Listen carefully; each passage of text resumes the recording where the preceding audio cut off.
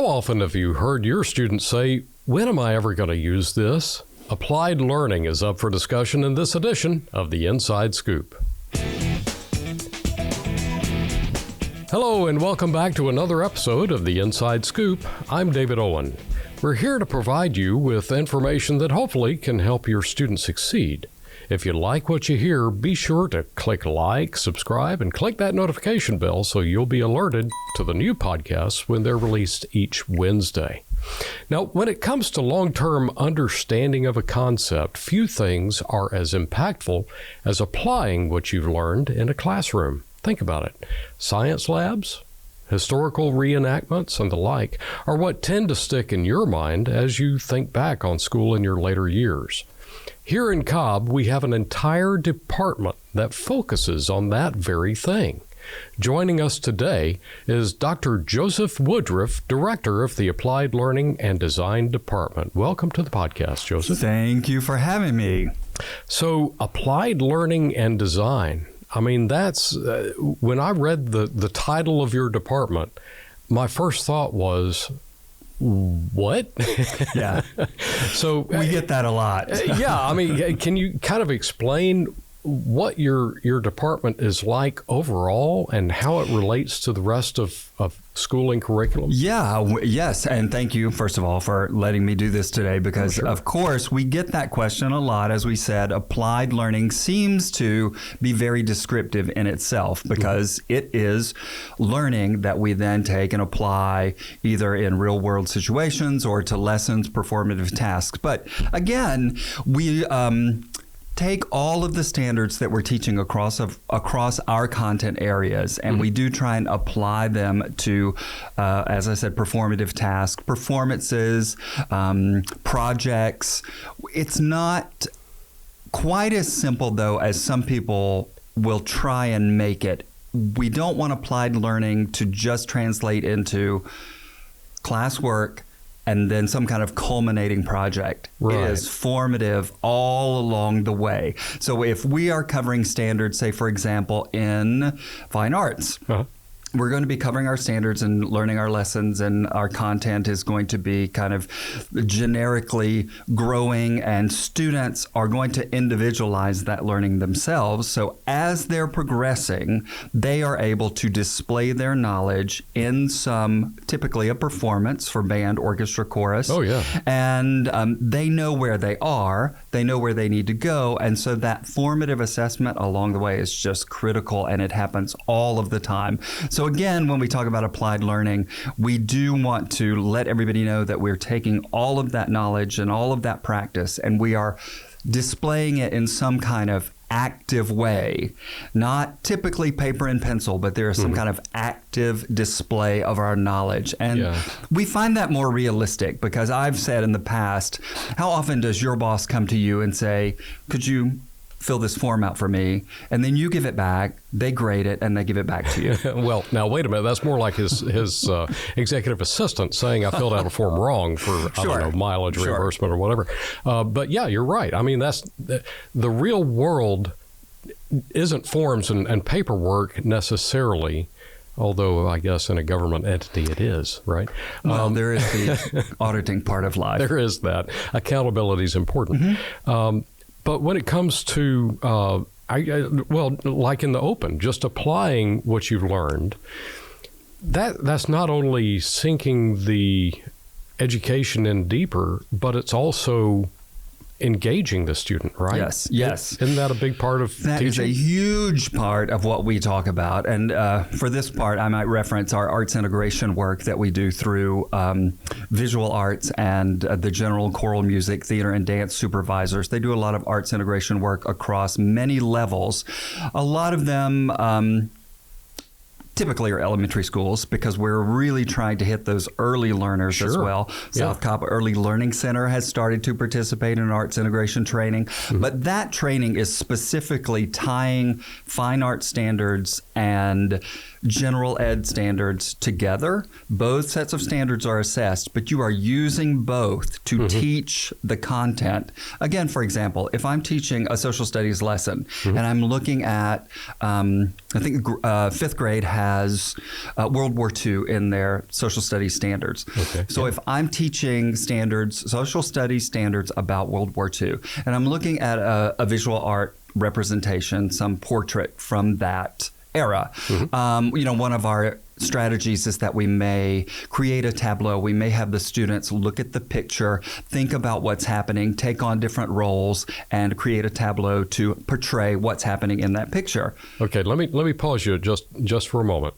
We strive here to avoid any edu-lingo, edu-speak. So I've been remiss in calling you out, I guess, is the right term. Now, when you say tableau, can you elaborate and describe what you're talking about? A tableau is a French word for a frozen picture. Okay. So, as students and teacher, we would have a discussion about the content and the social studies content. Okay. But then we would use that fine arts standard, that theater standard of the frozen picture. And so the students would then, rather than just continue their discussion, they would have to get up and portray that concept, the social studies content and that concept with that frozen picture. Another example could be that they are taking on the role of someone in the picture, perhaps a World War II soldier, or perhaps the flag in the background. And you may be telling your story based on the perspective of that object. Okay. The flag being an inanimate object, but still, if you're taking on that personification, which again is a language arts term, tying those contents together, we're crossing the hemispheres of the brain. Yeah. And so we're making kind of deeper connections. Yeah, absolutely. That stick with the memory of the student and the teacher. More vividly. So we challenge the teachers that are trying these applied learning concepts to talk to their students and say, hey, did you go home today and talk to your parents of what you learned? And so many of them are able to tell their parents what they did in school, and it's not that standard answer of, I didn't do anything. Yeah, exactly. My brain was going there. So what'd you do in school today? Nothing. It happens a lot. But we, again, with the applied learning, we want to make those connections across all the content, because you live life across content. So you don't isolate when you... Well, here, what we're doing now, we're communicating with each other. We're looking at each other's eyes. I'm gesturing. I'm trying to engage you. So those are kind of theatrical things that live in my body. Sure. And so if I'm allowed to use those, and then my teacher brings in theatrical standards to tie into my math learning, my language arts learning, then that content to me is going to live in me. Sure. It's going to be more a part of your everyday living. So this is a little bit of a curveball question for you.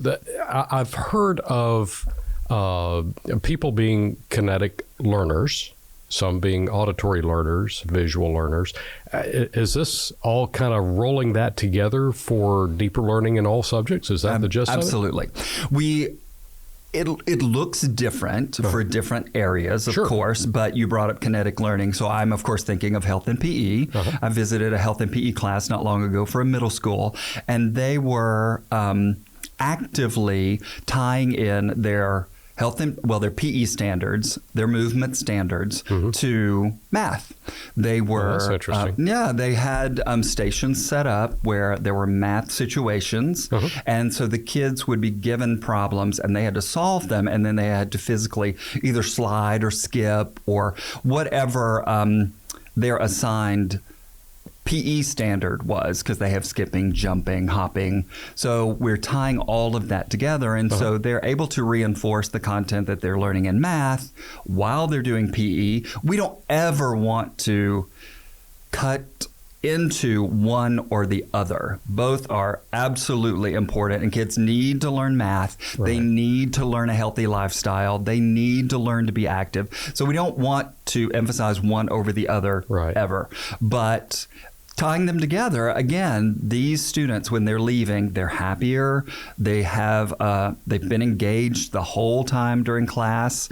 It doesn't eliminate every problem, but it certainly can eliminate a lot of those problems that you encounter with downtime. Oh, yeah. Because kids are driving their own learning. The teacher doesn't have to be right with every student all the time, right, and to keep their momentum going. And I'm sure that it probably helps a little bit with behavioral things too. In that case, right? It does. We've heard that many times. That engaged students, they're happy students, they're involved students. They're driving their learning. And I am remiss because I didn't start with what our motto is in applied learning. What's that? Well, we have #DoingDrivesLearning.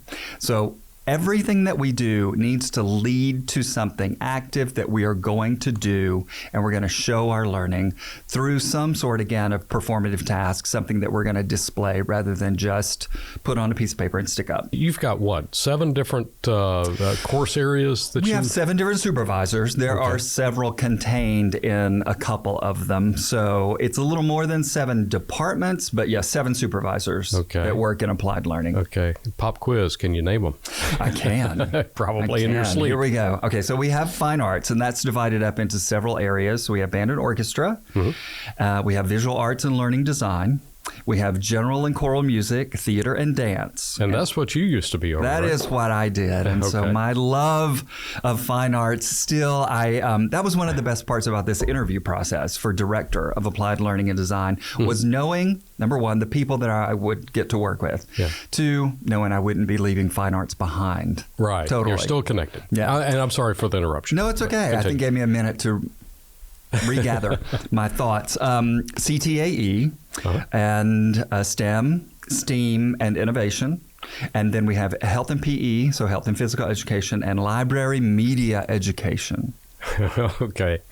Library media education. Now, I'm sorry. I apologize in advance if I insult media teachers and so forth. They're very important. They are. But how often do we hear of them referred to as the librarian? Too often. Okay, because they do so much more than what we think they do, right? Absolutely, they do. And this really has been one of the most interesting parts of coming into this new role since July. Holly Freelow is our supervisor for library media education, and she works with her media specialists diligently to make the media center not just a place where you go to get a book and you leave. Right. They are trying to transform the spaces, working through SPLOST, transform our media centers into learning commons, and really make them great spaces for kids to come and certainly do more than just get a book and read. It's not, you don't get shushed every time you come into the media center anymore. You come in, you can do research. The media specialist is there to really be the teacher of record for the media center. So he or she would be there to help, if we went as a student, help us find the resources that we need. They can help with some research. They can help me, they can certainly help me find a book for pleasure reading as well. But there's so much more that's going on because these spaces that they're transforming these media centers into, again, learning commons now is our term, trying to make them inviting spaces and open spaces so that kids can come and be collaborative together. Because again, kids that are having conversations about what they're interested in and what they're learning, again, these conversations lead to enhanced learning and more retention of the knowledge. And understanding in general. Exactly. It's not memorization anymore. It is not memorization anymore. Yes, I certainly had that experience in school. I had a great experience in Cobb County education, but I did have my fair share of memorizing. That's an area of education I could do without. But that was long ago. Yeah, well, back in the 1900s, it's a different issue. So a minute ago, I said I wasn't going to let you get away with edu-speak in terms, but you mentioned CTAE. What exactly is CTAE? I mean, we do love our acronyms. CTAE is a career, technical, and agricultural education, and it is a juggernaut of a program in Cobb. The state runs 17 programs under CTAE. We run 16 of those 17, and the 17th is in the works. Really? Yes. So what is that? Manufacturing. But wouldn't that be like a big money to invest in? I mean, it is, but of course, to get the quality of program that Cobb always tries to adhere to, it can be a capital investment. Yeah, aiming higher costs money to. Yes. To but we are pursuing it. I mean, Art O'Neill is the supervisor for CTAE, and he does a wonderful job with his team to keep these 16 and hopefully 17 programs running beautifully across schools. It's a 6 through 12 program. They have a lot of middle schools that are participating, but the focus is high school. And if you ever want to see applied learning in action, visit the CETA campus. That's CITA, CETA campus on the Osborne High School. Okay. And campus. that acronym stands for Career Innovation and Technology Academy? Perfect. Wow, I got one right. That's awesome. That's always good to have that success every now and then. Yeah, it is amazing. I certainly encourage everybody to go. It is an awesome facility, a big investment. Thank you, SPLOST, because that commitment has paid off already for graduates. I think they've been. Oh, for sure. And so that's one of the biggest things about applied learning that we love to bring up and talk about. Our graduation rates in our programs tend to be in the 90s all the way up to 100%. Students that are completing pathways in applied learning programs, for example, chorus, band, orchestra, visual arts, these CTAE pathways, they'll run from 94% graduation rate all the way up to 100% graduation rate in our pathways.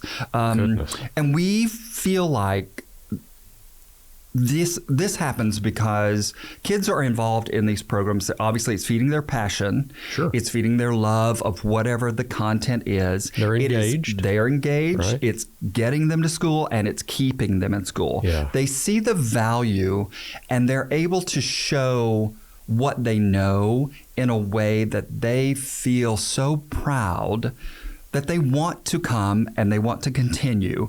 One of the other things I wanted to mention about all of these CTAE programs is that they feed directly into vocations. These kids are graduating with jobs many, many times. Again, the best example that I can think of right now is the firefighting program that CTAE has running.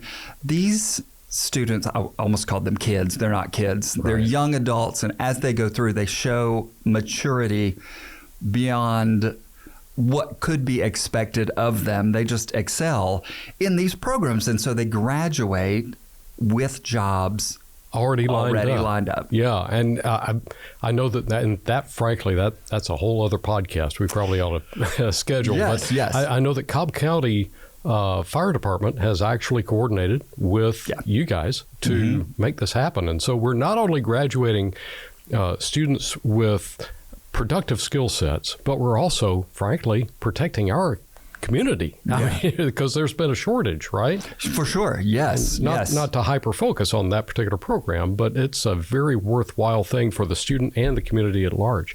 Tell us a little bit about how STEM and STEAM are a part of the curriculum daily, and what that means to students' education.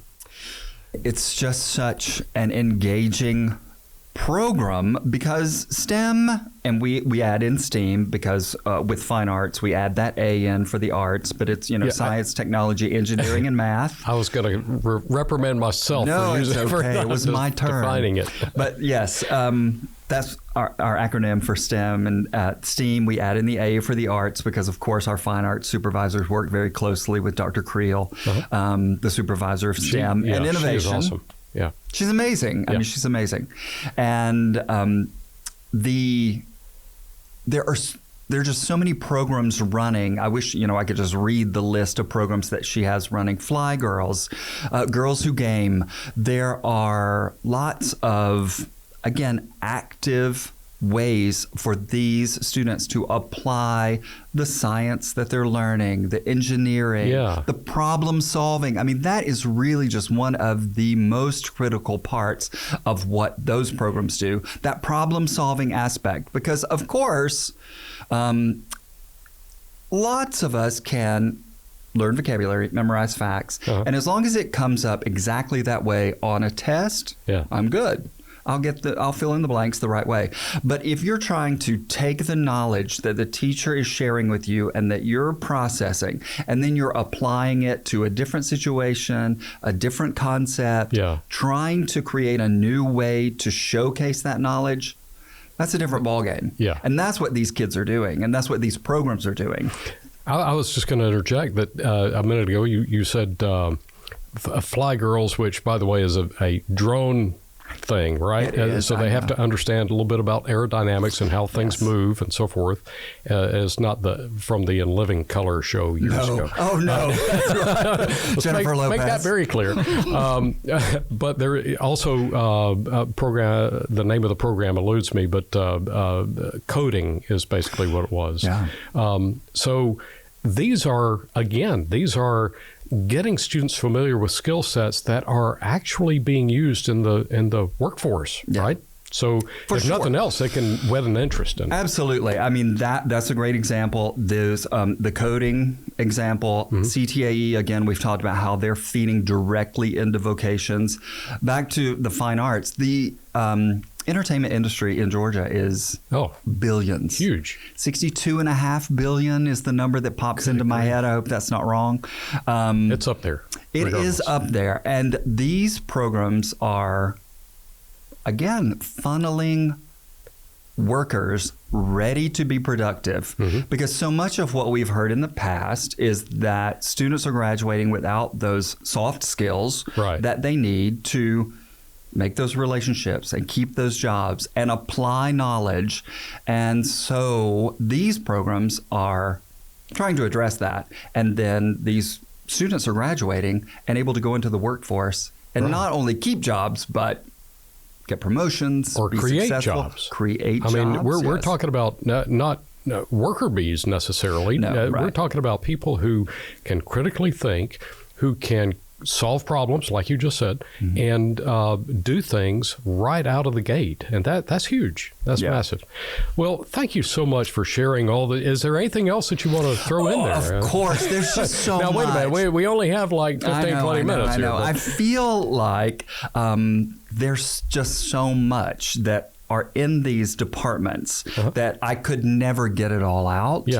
For Cobb to put the attention into its own Department of Applied Learning, Cobb County School District is clearly showing that student success is the most important priority because we know that what we do is engaging and it's active and kids are learning and thriving. Growing, graduating, and beyond. So if you'd like to learn more about the applied learning and design part of academics, you can find that info on our website, cobbk12.org, or just click the links in the show notes. And if you found the information in this podcast helpful, make sure you pass it along to a friend who might also be interested, just like you. Thank you for listening to this edition of The Inside Scoop, a podcast produced by the Cobb County School District.